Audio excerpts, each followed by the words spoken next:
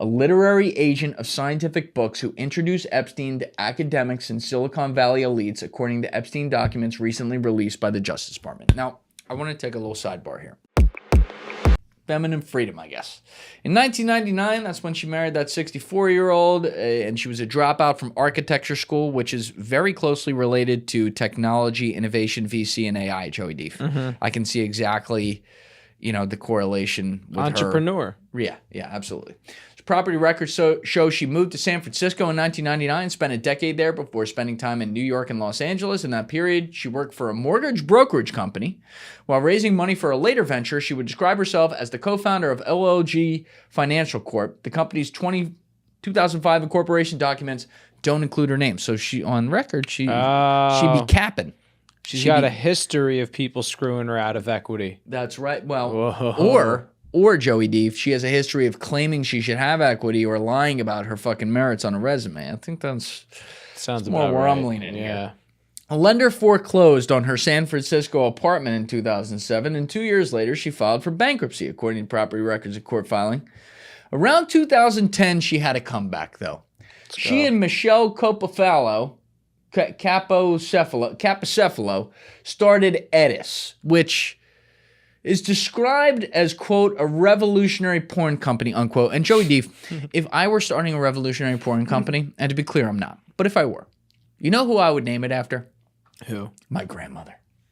Named for Edis, I would not do that, to be clear. Named for Edis Munson, Clark's maternal grandmother, it aimed to emphasize sex positivity in a male-oriented porn industry and carried the tagline, this is the best. Intellectually promiscuous. So, Dave, imagine you just sitting there. Yeah. You're yanking and banking. Okay. I think that's what the kids on the internet are saying these days, right? Gooning? You're gooning. I'm gooning. You're gooning. I'm gooning. And you just realize that while you may be, promiscuous doing this on your own time, you're at least firing up your intellectual neurons. So that at the same time as you getting dopamine pleasure jerking off to some fucking poor girl who probably got sex trafficked to do that porn, even though they are. Well, they are a revolutionary company. They're revolutionary. They're claiming they probably vet and do all that. Pure spec. Maybe they didn't do that. But either way, while you're doing that, you are at least getting more intellectual capacity. You're getting smarter. It's almost like you're going to college while you're beating off. Yeah, that's pretty cool. It's pretty cool, right? Yeah. Well, that's how they sold it. All right. So it included a blog that gathered content with titles such as, quote, Lady Porn Day and Orgasm Inc. Okay. It also highlighted the work of intellectuals. You need that in an intellectually stimulating porn environment, such as pundit Clay Shirky and marketing expert and author Seth Godin. Ah, man, they hit Godin in here. Seth does some great work. Poor guy. That's fine. In this way. He's just a little horny is all. Well, I mean, he may not have known that they'd mentioned him. Yeah, maybe he's a hero and he doesn't even know it. I ain't want to put that on him. Yeah, At one point, after alerting readers that its PayPal account had been frozen, lot of freezing of assets, bankruptcies, failed companies. What do they say? Keep trying until you succeed. Yeah. That's the game. She's trying. Clark's company announced on its website that it was crowdsourcing funding. Respect. We are raising $350K to produce Edis.com and our first 4 films. American Girl in Paris. Damn, a 4-parter. Right out the gate. That's a little ambitious. I could tell you as a filmmaker myself, to come out with a 4-part series right out the gates, that's a lot. It's also where they filmed Taken. Yeah, but Paris? Well, listen, the French, that could do pretty well in the French market. But a 4-part series, a little ambitious, guys. Yeah. Or gals. In one of her pitches, part of which was reviewed by the Journal, Clark said her resume included real estate and entrepreneurial investments, as well as distribution and brand strategy consultant, interior design, architectural background. Let's just throw a lot of buzzwords at the page of anything I've ever looked at. She's a polymath. That's right. She's a polymath. She's like actually a modern day Ben Franklin. Yeah, that's how all these... he was a horn dog too. All these... Well, I mean, listen, what did I say? All great men are perverts, but not all perverts are great men. I'm gonna leave that one right there. There's some sort of truth to that. I don't know. God, you always hit us with the hard truth, Joey Deef. It's a hard truth. I don't know if that's true. Nah, I don't know if that's true. It sounds like it sounded you'd be like like, a yeah, I bar. guess that's right. It sounded like a bar for sure. But this is where they cross paths Yeah. with our longtime nemesis, Jeffrey Epstein. And this is where I was reviewing these emails, which I also, I know we'll put them up in a second, but I have them in front of me too. That. So Clark and Capocepalo attended the 2011 Digital Life Design Conference in Munich, a tech, media, science, and art salon that executives often stop by on their way to the World Economic Forum in Davos. So it's like, it's like a flyover, right? A little pit stop, you get a longer layover. Maybe it's at Heathrow. You go to the pub, you tie one back for like 10 hours. You meet some random fucking people that you're not going to remember. You get on the next flight, and when you land, you're like, how the fuck did I get here? That's all they're doing. Yeah. It's very innocent, Joey Deef. I don't know why you're looking at them so suspicious. I'm just surprised they didn't have it in Berlin. It's more sex positive. It is more sex positive. I've heard that. I've heard that. Guys. I don't know. Maybe people from Berlin can check in on that one. Anyway, that year the keynote speech was given by Schmidt. This is right around the time she started dating him too. Then still CEO of Google. Little is publicly known about the 3-year relationship between Clark and Schmidt, who remains married to another woman. Schmidt was also an investor in one of Clark's startups, which focused on women's health, according to people familiar with the matter. She's all about empowering women. You gotta admire that, Yeah, I respect it. At the Munich conference, Clark and I'm never gonna say that right, met with John Brockman, a literary agent of scientific books who introduced Epstein to academics and Silicon Valley elites, according to Epstein documents recently released by the Justice Department. Now, I want to take a little sidebar here. Sidebar. John Brockman is a guy we haven't talked about a ton on this show, and it deserves another look at some point. As he was described there correctly, he was this literary agent who represented all kinds of people, but he was the head of the Edge Foundation. And this is what sucks about the Edge Foundation. And this is what the Epstein network would do, dude. All they had to do was just get some association with you and they could taint you forever. Yep. But the Edge Foundation featured, I don't know if the site's still up, I haven't been on it in a while, but as of a couple years ago, it featured every fucking known scientist, as in anyone who's ever done anything of note. I'm exaggerating a little bit here, but not that much. In the science field, whether it's physics, astronomy, you name it. Like, they're on it. They're on it. They're all in it. And this guy was connected to all of them. And I say that because he was a perfect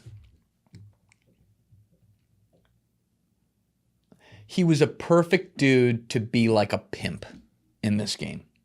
Because he had the intellectual backing of an organization with enormous human capital and connections that went way beyond the scientist, by the way, to where he could be a kingmaker and someone who could introduce people to people.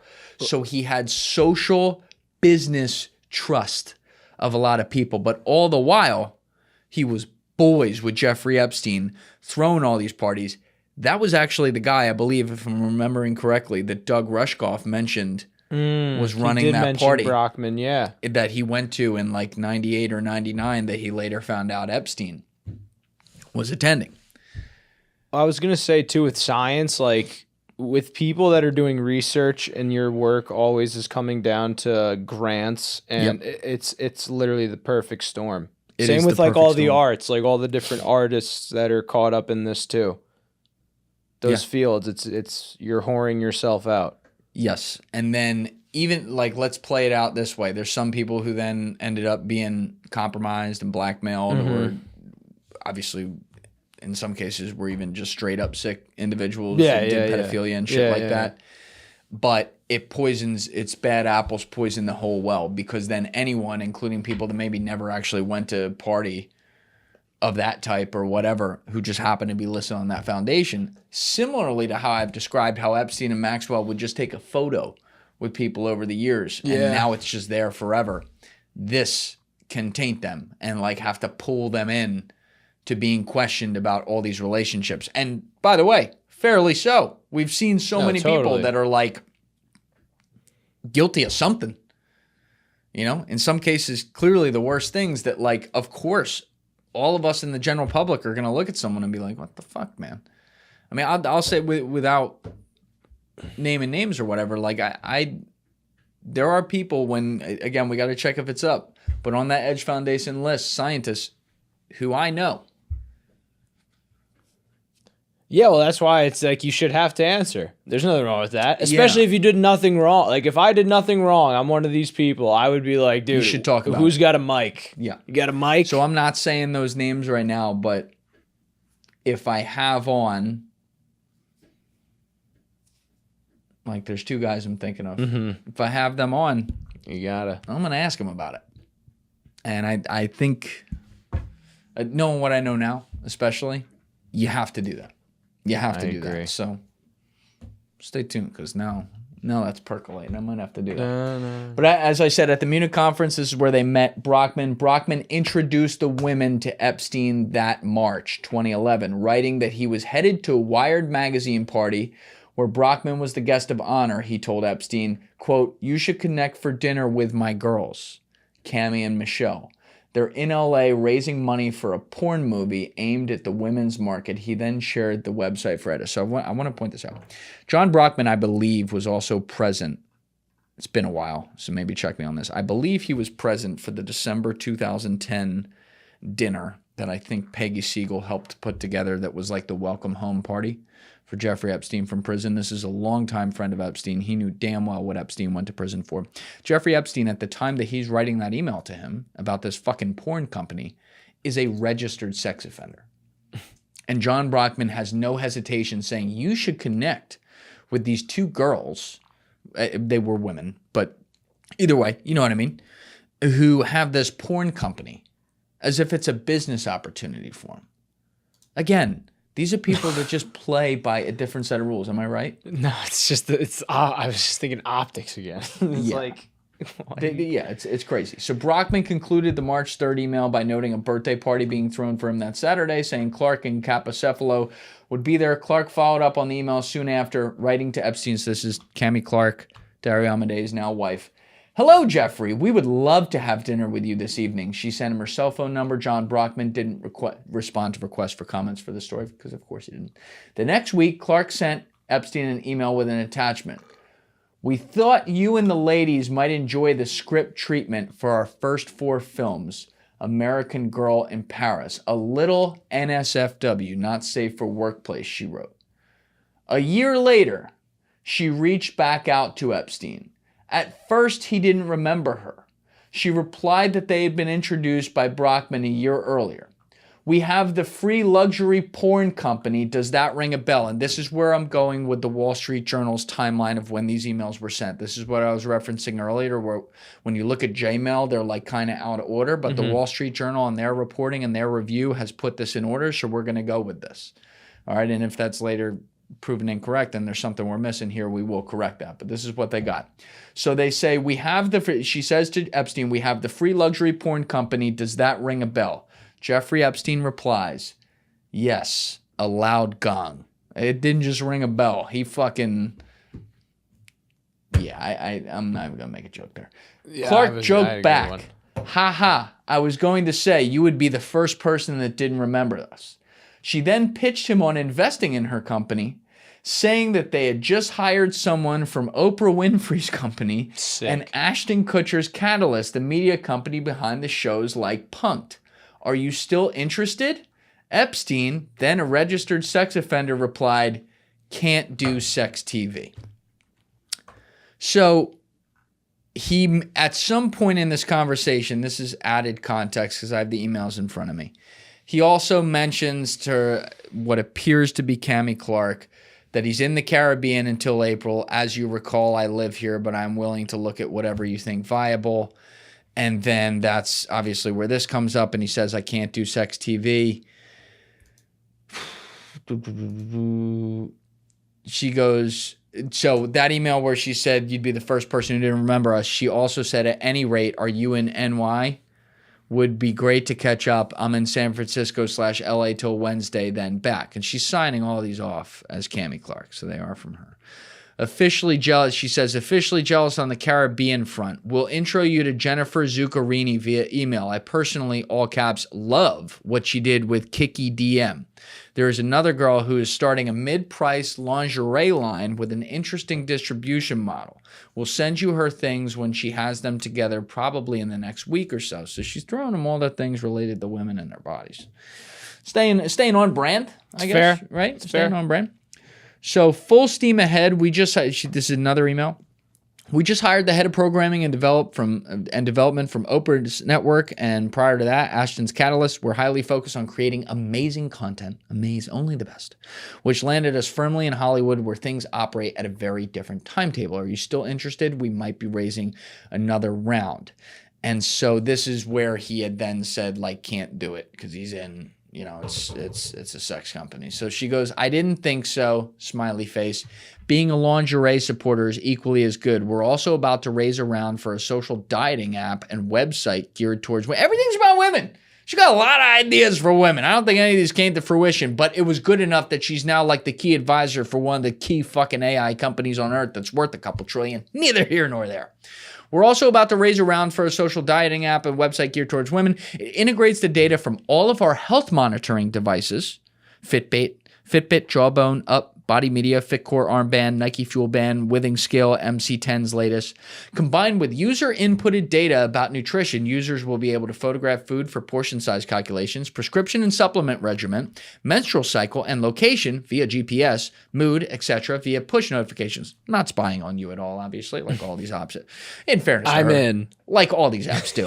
Joey D loves getting spied on. Like, I'm in. Information is then aggregated to create rich data results and infographics of each user's patterns, habits, and lifestyle. Honey, I'm just telling you, this is already TLDR. Like this guy, Jeff, these rich people, they're like a 1 or 2 lines get the point across. You're at fucking line 8 right now. He has already dozed off, which, by the way, he never responded to this email.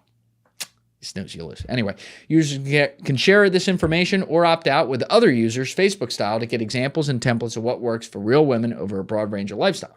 Diet management and weight loss services are massive but deeply fragmented markets. 61 billion sales in the US, $586 billion globally. Online sales are growing quickly and tremendous potential for mobile. Is that anything that you'd be interested in? That's like the fucking Entourage guy. Is that something you might be interested in? Something you might be interested in. Fucking Martin Landau. Dude, So good. that's effectively the end of the article, other than Epstein received an automated note from LinkedIn in 2013 that he should congratulate Clark for her new role as CEO of Female Algorithm Technologies. Traces of it online are scant, except for a Tumblr account with the edgy aesthetic that combined photos of nude women, a portrait of Steve Jobs with an early Mac, and all caps mottos like great minds fuck each other using the full expletive and let's make lots of money. If I could say, and that's a great way that Keach Hagley ended this article. It's perfectly on brand. If I could summarize this girl's life, it is all about fucking her way to the top and trying to get rich quick and get around powerful people so that she can just snag off the fucking ends of it. And now, she probably seduced this relatively nerdy guy and is cucking him with her ex and is caught up in these files after they tried to scrub her from the internet, which would suggest, pure spec here, Joey D, pure spec. But it would suggest that Dario Amodei, or whoever had that information scrubbed, and I would think he probably knew about that, considering how Claude answers these responses itself. It would suggest that they knew maybe the past wasn't all sunshine and rainbows. Mm-hmm. How many more of these are going to drop, dude? How many more people in this space? I think we missed something in that article, by the way. She was involved in all those effective altruism groups out in Silicon Valley, which is just chef's kiss. But like, how many more times are we going to see someone near, around, or in power in the structure today in 2026 who is caught up with the most notorious sex trafficker in modern history? I think you could kind of think it's most of the new class, if you will. The new class. They were freshmen back then. They were freshmen. They're seniors now. They're seniors. They're in charge. Class president. You see someone walking around high school, but you don't know exactly what grade they're in. But then once they're a senior, You know they're a senior, and you're like, oh, they're in that class. They're in that And class. they're all in that class, or it seems that way. Pure spec. Pure spec, but Yeah. it's a loaded class. They got some heavy hitters in that class. They got heavy hitters, and the doors outside are locked. We tried to like just get in and like videotape it for you guys so you could find out what's happening. Security kicked us out. They're rebelling. They're putting orange soda in the water fountains right now. That's absolutely right. Absolutely right. Thank you guys for watching the episode. If you haven't already, please hit that subscribe button and smash that like button on the video. They're both a huge, huge help. And if you would like to follow me on Instagram and X, those links are in my description below.